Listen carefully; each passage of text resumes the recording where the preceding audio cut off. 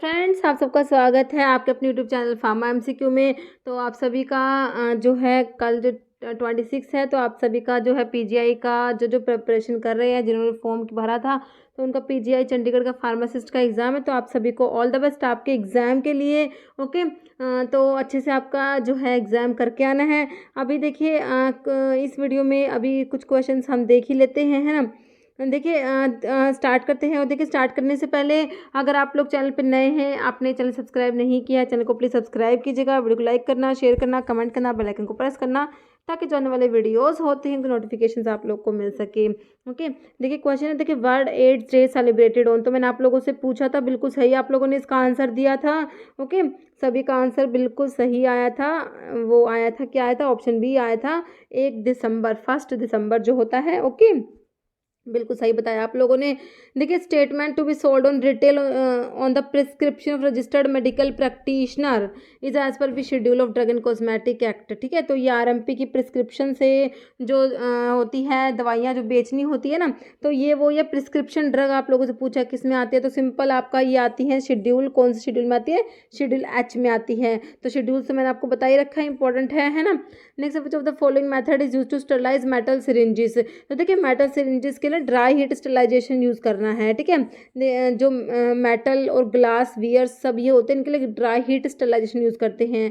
ठीक है, तो आप में से एक स्टूडेंट को इसमें कन्फ्यूज़न भी था। ओके, तो इसका देखिए ड्राई हीट ही होगा। ओके, नेक्स्ट है give the correct match from the following. देखिए इसमें ये क्वेश्चन आपको मैच द फॉलोइंग टाइप से क्वेश्चन है।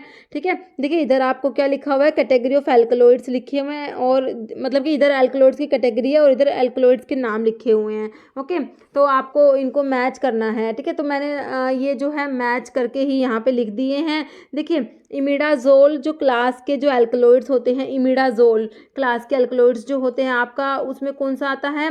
इमिडाजोल्स में हम लोग पिलोकार्पस पढ़ते हैं, इसमें पिलोकार्पिन प्रेजेंट होता है। तो पिलोकार्पिन जो होता है इमिडाजोल क्लास का एल्कलॉइड होता है। पिलोकार्पिन काफ़ी इंपॉर्टेंट ड्रग है, as a miotic in the treatment of glaucoma में इसको यूज़ करते हैं। कोलिनोमिमेटिक एल्कलॉइड होता है। ओके, ग्लूकोमा में यूज़ होता है और उसमें इमिडाजोल रिंग प्रेजेंट होता है। ओके, नेक्स्ट आपका इंडोल। देखिए इंडोल जो है कौन सा है जो इंडोल एल्कलॉइड्स में आएगा? तो देखिए रिजर्पिन किस में प्रेजेंट होता है? रिजर्पिन किस में होता है? रोवोल्फिया में प्रेजेंट होता है। रोवोल्फिया सर्पेंटाइन एपोसाइनेसी फैमिली होती है, तो रिजर्पिन जो होता है इंडोल एल्कलॉइड्स में आता है। ओके, देखिए अगर एग्जामिनर को कॉम्प्लेक्स पेपर करना होता है ना, तो पता क्या करते हैं, इस टाइप से मैच द फॉलोइंग करके ना क्वेश्चन बड़ा सा बना देंगे। बट ये ना सबसे इजी क्वेश्चंस होते हैं। अगर इसमें से आपको एक भी अच्छे से आता है ना, तो कई बार तो एक से ही अपना आंसर निकल के आ जाता है। अदरवाइज दो आते हैं तो दो से तो हो ही जाता है जो हमारा आंसर। कई बार तो एक से ही है ना, एक से बिल्कुल सही आंसर निकल के आ जाता है। ठीक है, तो इंडोल एल्कलॉइड्स में आपको पता ही रिजर्पिन आ जाएगा। आइसोक्विनोलिन, देखिए आइसोक्विनोलिन एल्कलॉइड्स में आपका ओपियम आता है, क्यूरारे आता है, बर्बेरीज होता है, हाइड्रस्टिस होता है, आइपिकैक होता है। ये सब आपके आइसोक्विनोलिन एल्कलॉइड्स में आप लोग पढ़ते हैं। और इधर आपका है पापावरिन। तो पापावरिन आपको पता है ओपियम में प्रेजेंट होता है, तो आइसोक्विनोलिन में पापावरिन आ जाएगा। बाकी आपका स्टेरॉयडल दिया हुआ है, तो स्टेरॉयडल एल्कलॉइड्स में मैंने आपको कौन कौन से बता रखे हैं, विराट्रम, अश्वगंधा एंड कुर्ची बता रखे हैं। तो कोनेसिन जो होता है, कोनेसिन आपको पता है, कोनेसिन जो है कुर्ची में प्रेजेंट होता है। कुर्ची होलार ही ना एंटी डायसेंट्री का सोर्स होता है, एपोसाइनेसी कुर्ची की फैमिली होती है। ओके, कुर्ची में कोनेसिन प्रेजेंट है जो स्टेरॉयडल होता है। ओके, तो आपका जो है स्टेरॉयडल में कोनेसिन हो जाएगा। तो देखिए मैंने ना इन सबको ना इनके आगे ही लिख दिया था, इनको मैच करके लिख दिया था कि जैसे इमिडाजोल्स का पिलोकार्पिन, इंडोल का रिजर्पिन, आइसोक्विनोलिन का पापावरिन, स्टेरॉयडल का कोनेसिन। ओके, जैसे ऐसे देते इस टाइप से क्वेश्चन आ जाते हैं एल्कलॉइड्स के जो केमिकल कॉन्स्टिट्यूएंट्स देके, और उनका पूछ लेंगे कि ये कौन सी क्लास का है। ठीक है, तो ये वैसे बिल्कुल एक तरीके से इजी ही क्वेश्चन है मेरे हिसाब से, तो है ना। तो ये हो गया। नेक्स्ट क्वेश्चन देखिए आपका, relation between ester value, saponification value and acid value. देखिए आपकी जो एस्टर वैल्यू, सैपोनिफिकेशन वैल्यू और एसिड वैल्यू जो होती है, इसका रिलेशन पता होना चाहिए हमें क्या होता है। देखिए saponification value is equal to acid value plus ester value, आपने ये याद रखना है। क्या याद रखेंगे? Saponification value is equal to acid value plus ester value. Okay, अभी ऑप्शन देखिए, ester value is equal to saponification value minus acid value. तो ये वही बात है जो मैंने आपको बताई कि अगर इसको saponification value is equal to देखेंगे तो एसिड वैल्यू इधर आके प्लस में हो जाएगा, तो आपका जो है ना ऑप्शन ए सही हो जाएगा। बाकी देखिए ester value is equal to saponification value plus acid value नहीं होता है ना। और ये acid value is equal to ester value minus saponification value, ये भी गलत हो जाएगा। तो आपका देखिए आंसर इसका क्या हो जाएगा, ऑप्शन जो है ए हो जाएगा, ester value is equal to saponification value minus acid value. Okay, next question है आपका, give the correct match from the following. देखिए आपको ये भी match the following type question, एक तरफ वोलेटाइल ऑयल्स दिया हुआ है और एक तरफ मेजर टर्पेनॉइड प्रेजेंट। ठीक है, तो कौन से वोलेटाइल ऑयल में कौन सा टर्पेनॉइड प्रेजेंट है ये आपने बताना है। देखिए फेनल दिया हुआ है, क्लोव, यूकलिप्टस ऑयल और पेपरमेंट ऑयल, तो ये भी मैंने आपको मैच करके ही लिखे हुए हैं। फेनल जो है, फेनल के जो आप केमिकल कॉन्स्टिट्यूएंट्स पढ़ते हैं उसमें फेनकोन आता है एक, तो है ना, फेनकोन आता है, और कौन सा आता है, एक एनिथोल आता है। ठीक है, तो ये एनिथोल हो गया। क्लोव के अंदर यूजिनोल प्रेजेंट होता है, यूजिनोल तुलसी में भी प्रेजेंट होता है। ओके, और यूकलिप्टस ऑयल में सिनियोल होता है, पेपरमेंट ऑयल में मेंथोल प्रेजेंट होता है, ध्यान रखेंगे।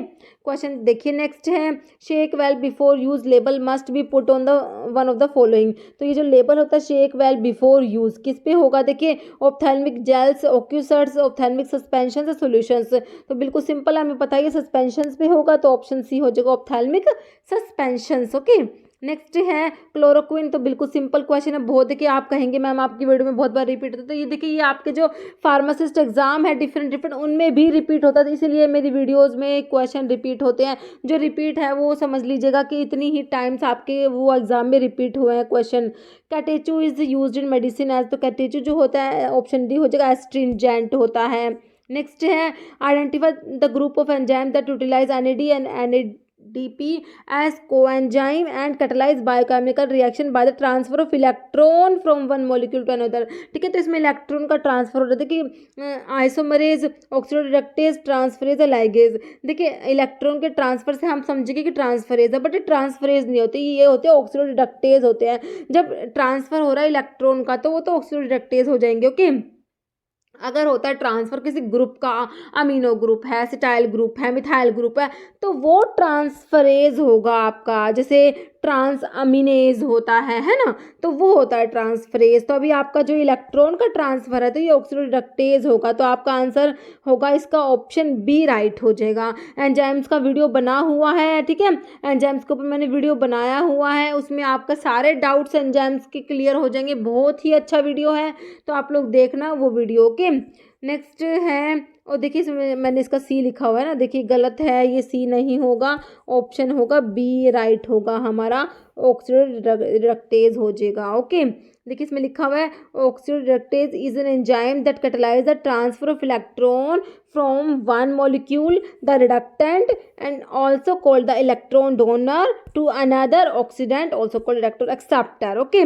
this group of enzyme usually utilize NADP or NAD plus as cofactors। Okay, तो ये ऑक्सीडोरिडक्टेज आपका हो जाएगा।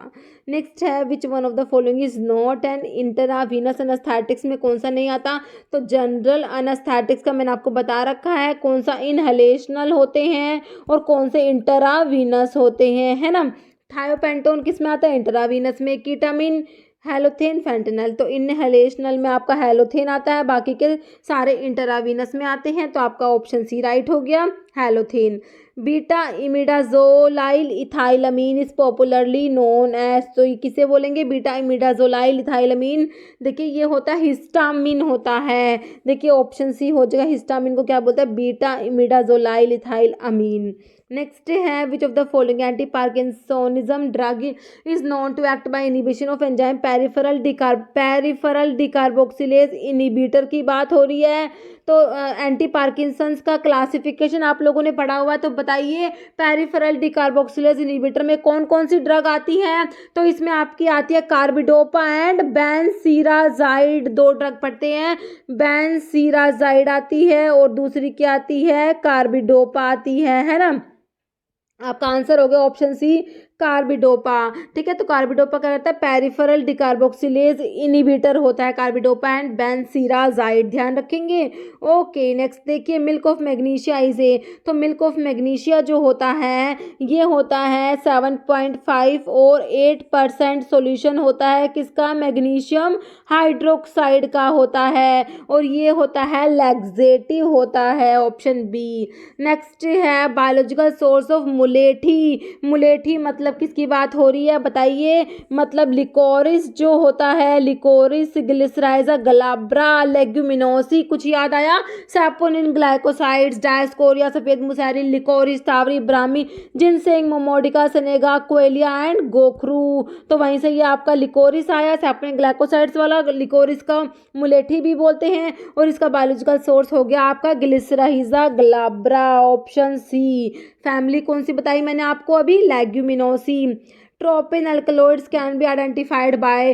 ट्रोपिन अल्कलॉइड्स जो होते हैं इनके लिए आपका होता है विटाली मोरिन रिएक्शन आपका होता है। ऑप्शन बी हो जाएगा, विटाली टेस्ट होता है ट्रोपिन अल्कलॉइड्स के लिए।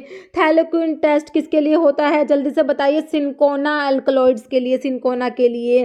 Fruit which are derived from umbelliferae are all of the type. तो ये देख लीजिए, इसका हो जाएगा एक cremocarp. Option B. Okay, next है saturated solution of picric acid is.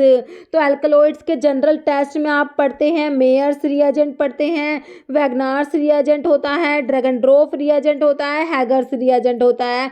तो saturated solution of picric acid होता है आपका हैगर्स रिएजेंट में, और इसमें येलो पीपीटी आते हैं, है ना, याद है ना आपको?